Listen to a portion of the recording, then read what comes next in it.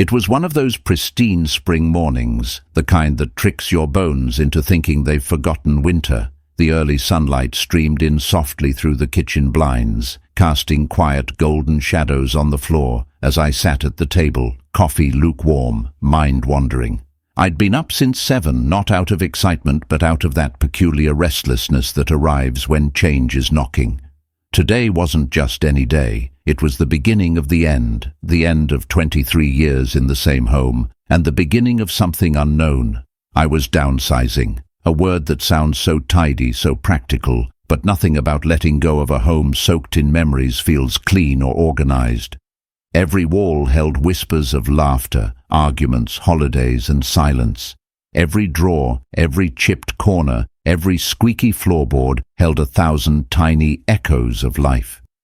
The company had given me a moving stipend, sure, but no amount of money could make sorting through decades of life feel lighter, and I wasn't about to risk injuring myself again. Just last week, I'd tried lifting my old printer and pulled something in my shoulder. Lesson learned. When my boss, Miriam, called to check in on me and offhandedly offered to send her son over to lend a hand, I agreed before really giving it any thought. Jason. I remembered him from one of the office holiday parties. He wasn't loud or showy. He'd arrived late, brought his mom a cashmere scarf, and stood off to the side most of the evening. But there was something about him, a calm self-assuredness. He looked like someone who had nothing to prove. At exactly 9:58 a.m., my doorbell rang. Punctual. I opened the door and there he was, taller than I remembered, sleeves rolled, worn jeans dusted with drywall, a tool bag slung casually over his shoulder. His smile wasn't the corporate kind. It was real, and it caught me off guard. "Miss Harper, right?" he said, reaching out his hand. "I'm Jason. Mom said you needed a bit of muscle."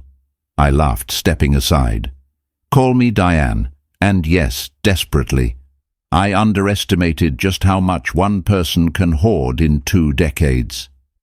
He stepped into the living room, eyes scanning the mountain range of half-packed boxes, some sealed, others gaping like open mouths. "You've done quite a bit already." "Just the easy stuff," I admitted.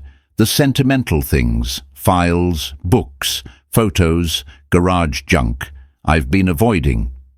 He rolled up his sleeves a bit higher. "Looks like we're in for a treasure hunt." We dove into the work. I tried not to hover as he moved about, lifting things with ease, stacking them methodically, but I couldn't help noticing the quiet energy he carried. There was no bravado, just presence. And in the quiet moments, as he handed me a dusty photo frame that had slipped behind a shelf or gently placed my grandmother's clock into a padded box, I felt a strange awareness grow inside me. That photo, the one of me and my husband when we first bought the house, stirred something in me. Jason paused, looked at it, then looked at me. "You looked happy." "We were," I replied, voice softer than I expected. "He passed 8 years ago." His voice dropped too. "I'm sorry, that kind of loss never leaves. It becomes part of you." I nodded, fingers trailing the wooden edge of the frame, like a second heartbeat. From then on, something shifted. It wasn't dramatic, but it was noticeable. He looked at me differently, with quiet respect, with attention. We moved into the garage and spent the next hour lifting paint cans, tools, half-finished projects. He discovered an old wood carving I had started and never finished. "You made this." I chuckled. "I tried. Life got in the way." "You should start again. You've got a good eye." It was such a small compliment, but it landed hard. Maybe it was because he meant it. By noon, we'd made progress. I brewed coffee and made turkey sandwiches. We sat by the kitchen window, watching the wind stir the trees. "So," I asked, half curious, half needing a pause, "what do you do when you're not rescuing your mom's co-workers?" He chuckled.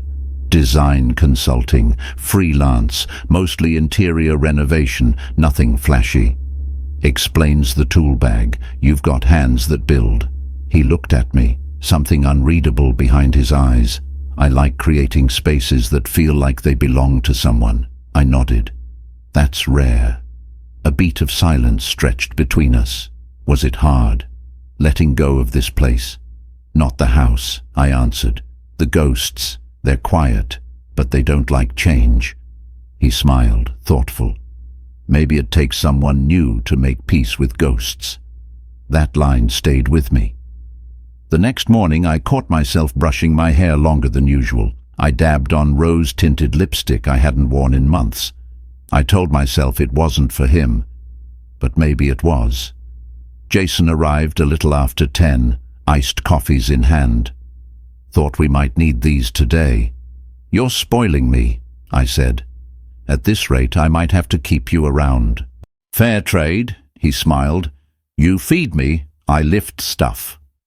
We tackled the bedroom closet, a graveyard of old jackets, shoes, and keepsakes. I found a velvet box tucked deep in a drawer.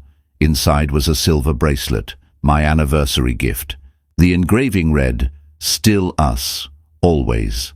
Jason noticed my pause. You okay? This, my husband gave it to me the year before he died. Things were rough then, but he just handed me this one night. No big speech, just love. Jason sat beside me. He saw you, even when I didn't see myself. We sat in silence again, the kind that doesn't need filling. I never saw my mom as someone with a life before me, he said, before work, before being a mother.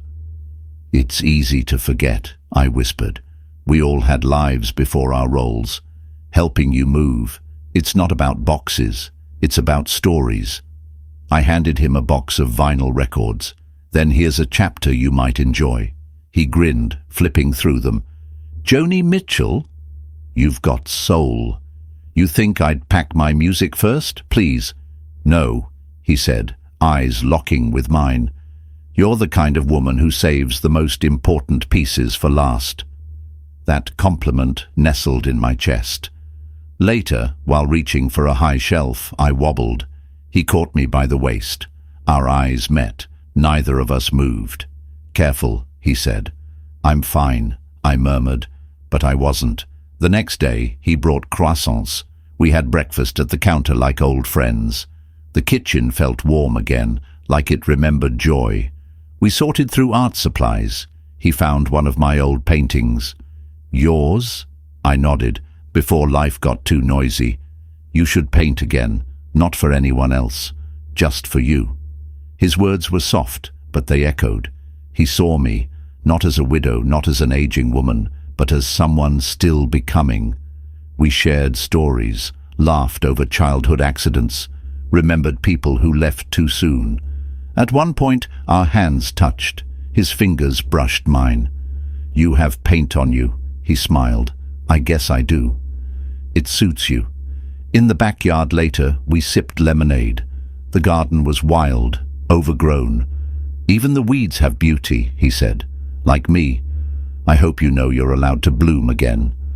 I looked away, emotions thick in my chest. Inside, I stumbled on a floorboard. He caught me again, his arm warm around my waist. I think I forgot what it feels like to be held. You deserve it, he said, not just in passing. The final day came faster than expected. Only a few boxes remained. Jason arrived with no coffee, no treats, just himself. And somehow that felt more intimate than anything else. We drifted to the kitchen, lingering in the hush. Then we returned to the last box. Letters, I told him, from everyone, friends, my husband, even myself. He ran a finger along the edge. Time machines. Then he looked at me. You're different than the woman I met a few days ago. You're letting yourself exhale. I blinked, surprised by the truth in that statement. He hesitated. I didn't expect this. I thought I was helping someone move. But then I met you, and you made me pause. You're strong, funny, beautiful, and real. I stepped closer. So what now? We don't rush it. We let it exist. We packed the car in silence. As he shut the trunk, he turned. Would it be strange to ask if I could see you again? No boxes, just you. Not strange at all. He leaned forward, not a kiss, just his forehead against mine. When he pulled back, he brushed a strand of hair from my face. I'll call. I'll be waiting. That night, in my new place, I opened a blank canvas. Paintbrushes laid neatly on the table beside me. For the first time in years, I felt whole again. Not because someone completed me, but because someone reminded me I was already complete. And maybe, just maybe, something beautiful was blooming again, right on the edge of goodbye.